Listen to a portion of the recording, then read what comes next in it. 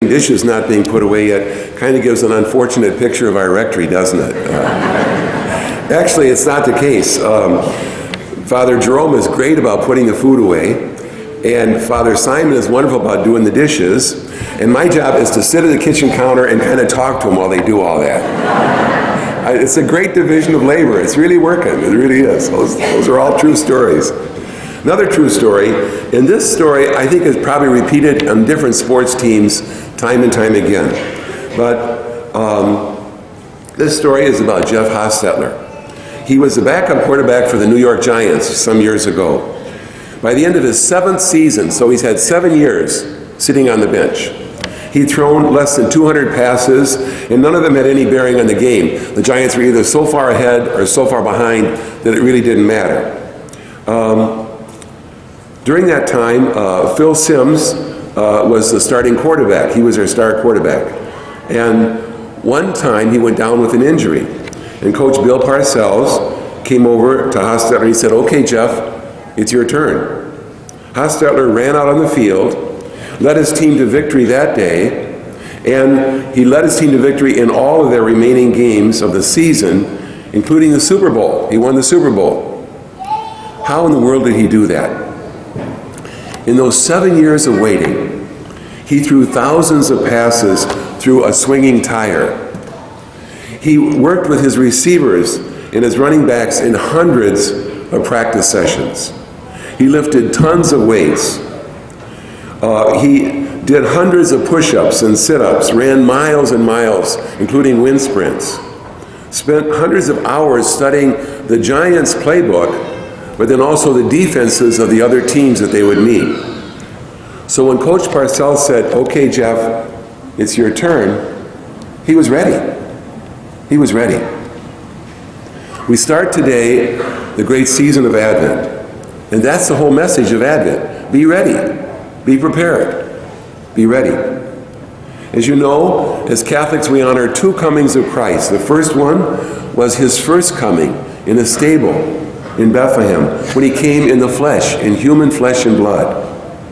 His final coming, he's going to be coming on the clouds of heaven in majesty. He's going to come in glory, not in flesh, but in glory, to judge the living and the dead. And Advent calls us to watch, to live lives that are ready for that final coming, when Jesus comes on clouds of glory, whether it's at the end of the world or at the end of our own personal life. Of course, and I think maybe we don't say this enough in Advent, there is a third coming that is of vital importance, and that is right now. Right now. Jesus is present with his love, with his grace to each of us and to the entire world right now. The more we realize that and live with that awareness, the more ready we will be. Jesus said his last words before he went up, ascended to the Father in heaven, he said, "Behold, I'm with you always until the end of the world." If we know that and kind of live with that awareness, we're going to be ready whenever he comes. The Psalms say, if today you hear his voice, harden not your hearts. It's all about today. It's about meeting and living with Jesus right now. Not later, by and by, at the end of our life, at the end of our world. No, right now. The signs that Jesus is present in our daily life right now will probably not most likely be cataclysms and disasters. Rather, they will be acts of love. That's where God is. So come to see Jesus in the good deeds, in the kindnesses that are done to you. And come to show Jesus in the good that you do for others. My mom was a great one about helping all of us to see God right there in our midst and act accordingly. You're probably not aware of this, or I probably wasn't aware of it growing up so much, but with 9 boys, there was probably constantly a fight going on from at least 2 or 3 people at any one time, right? There couldn't have been anything different. So I even remember, I don't know if you can identify with this, I remember 9 of us in the station wagon and saying, hearing somebody say, or I probably said too, Mom, he's sitting on my space on the seat, Really? How did you find that out, So she was a great reconciler. So one time we came down for breakfast, and on our kitchen wall, it stayed there forever, on the painted part of the kitchen wall was stenciled of birds and music clefs, and then the words, "Oh, what a beautiful morning, oh, what a beautiful day."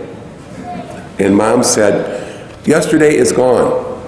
If there's any arguments, do not bring them forward into today. This is a whole new day, whole new opportunity, a whole new chance." And that was her philosophy. That was how she lived, and that's what she taught us, never to bring yesterday's troubles into this new day. When I got older, I read the Bible verse that said, "This is the day the Lord has made. Let us rejoice and be glad in it." And I thought instantly of Mom. That's what described her whole approach to life. Yes, Jesus did come in Bethlehem 2,000 years ago as a baby. Thanks be to God, because that's our salvation. Yes, he is going to be coming at the end of the world, at the end of our life, and it's vital that we be ready for him when he comes again. But he is here now. We need to recognize him, respond to his call to us to love one another right here and right now. That's how we get ready. How do we do that? A couple ideas. I'm sure you have thousands. One, we got 4 weeks of Advent. Look for ways to connect with the Lord. What helps you to connect with the Lord? Maybe daily Mass. Can you come to daily Mass at least a few times a week during Advent? A good confession. A strong, daily, honest prayer life. Probably the strongest connection we've got going. A daily, strong, intimate, honest conversation with Jesus every day. With the people in your life, be quick to praise and slow to criticize. I think there's always something that we can genuinely compliment a loved one for. It has to be genuine. Can't be phony. That won't work. But when we can give a genuine compliment to a loved one, that's a huge help for rough spots in a marriage. It's a huge help for difficult times between parents and teens. It's a huge help for turning down the heat on a troubled relationship.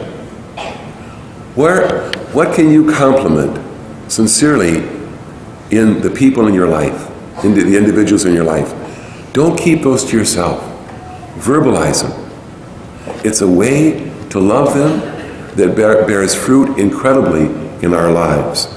Remember that disciple in the Acts of the Apostles? They said his name was Joseph, but they switched it to Barnabas, which means son of encouragement. They said, that's what he does. Barnabas just encourages us, so we're going to give him a new name. We're calling you Barnabas. Isn't that beautiful? Wouldn't each of us love that to be said about us? I got to call you Barnabas, because you're always encouraging me. What a compliment. What a title to be given to a person. May that be able to be given to you and me as well. In Advent especially, we admit, I need a Savior. Wonderful point in our life where we come to that point, you know what, I can't do this alone. I'm not sufficient unto myself. I need a Savior. It's a great motto for Advent. And Jesus tells us, John chapter 6, I love this, I will not reject anyone who comes to me, anyone. When you and I come to Jesus, we have his promise in John chapter 6 that he will not reject us, that he will welcome us. We have no reason to fear as long as we are waiting for his coming by living those daily lives of love that he calls us to.